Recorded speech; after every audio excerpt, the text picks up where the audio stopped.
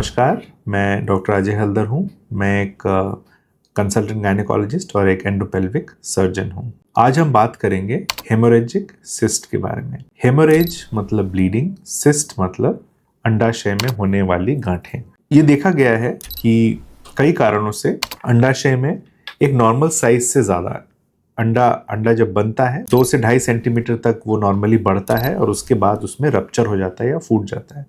कई कारणों से ये जो गांठें हैं, ये जो सिस्ट है, ये 2 सेंटीमीटर से ज़्यादा बढ़ के 4, 5, 6 सेंटीमीटर तक भी बन जाती है।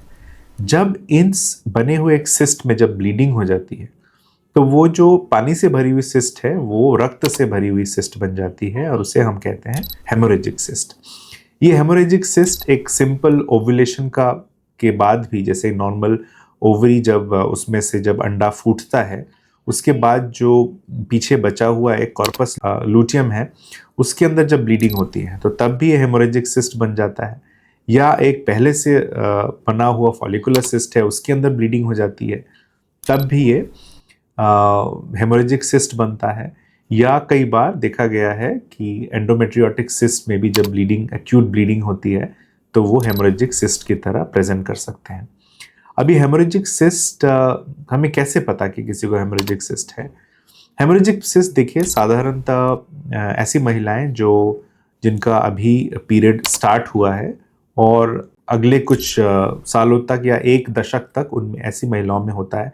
साधारणतः ये लेट एजेस में नहीं होता है। इसमें पेट में दर्द और ओव्यूलेशन के अराउंड 14वें दिन से 15वें दिन के अराउंड लोअर एब्डोमेन में पेन, जो थोड़ा बहुत पेन होकर रुक भी सकता है या कंप्लीटली एसिम्प्टोमेटिक भी हो सकता है। पर कई परिस्थितियों में ये एक सिवियर पेन का फॉर्म ले लेता है जिसके साथ वोमिटिंग, उल्टी, नौशिया होना, उल्टी जैसा लगना या यूरिनरी प्रॉब्लम्स, क्योंकि जो हमारे पेल्विस है उसके अंदर ओवरी का साइज अचानक से ब्लीडिंग की वजह से बढ़ जाता है और यूरिन में भी कई बार इसमें दिक्कत आने लगती है। और कई बार ये भी देखा गया है कि ब्लीडिंग इतनी सीवियर होती है कि जो यंग गर्ल हो जिसको ऑलरेडी एनीमिक है या उसको हीमोग्लोबिन बहुत ज़्यादा नहीं है, उसका अचानक से उसके हीमोग्लोबिन में कमी आती है, वो बहुत ज़्यादा पेल दिखती है। और कई बार ये रेयरली हमने ऐसे पेशेंट्स को शॉक में भी हमारे इमरजेंसी डिपार्टमेंट्स में आते हुए देखा है। पर साधारणतः ये फीमेल्स हैं जो साइक्लिकल एब्डोमिनल पेन से आती हैं और एक जब हम उनकी सोनोग्राफी करते हैं तो ओवरी में एक रक्त से भरा हुआ सिस्ट मिलता है।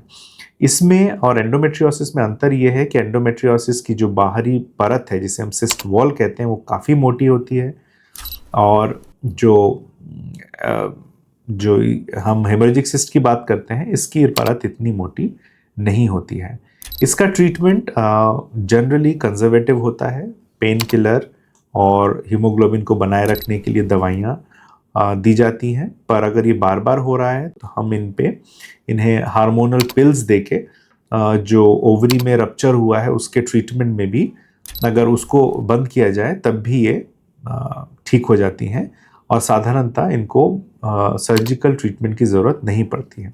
बहुत ही रेयरली अगर ये रक्तस्राव इतना हुआ है कि पेट के अंदर रक्त जमा हो गया है ओवरी के बाहर और पेशेंट को शॉक के सिम्टम्स हैं, जहाँ पे पल्स बहुत तेज़ हो रही है, बीपी कम हो रहा है और कॉन्शियसनेस नहीं है या कम हो रही है, ऐसे केसेस में उस ब्लीडिंग को रोकने के लिए कई बार दूरबीन द्वारा या ओपन सर्जरी भी बहुत रेयरली करनी पड़ती है। साधारणतः 2 से 3 साइकिल ऐसे पेशेंट्स को हार्मोनल पिल्स देने से ओव्यूलेशन 2 से 3 महीने का उनको रेस्ट मिल जाता है और ओवरी हील हो जाती है और ये सिस्ट भी ठीक हो जाते हैं। तो आज हमने ये समझा कि ओवेरियन सिस्ट क्या है, हेमोरेजिक सिस्ट क्या है और इसके सिम्टम्स क्या हैं, किस एज में ये होता है, इसका ट्रीटमेंट का अप्रोच क्या है और इसके जो मेजर कॉम्प्लिकेशंस क्या हैं और साधारणतः इसका रूप क्या होता है। इसी और जानकारी के लिए अगर आप जानकारी लेना चाहते हैं तो मेरे चैनल सब्सक्राइब कर सकते हैं और आज के लिए धन्यवाद।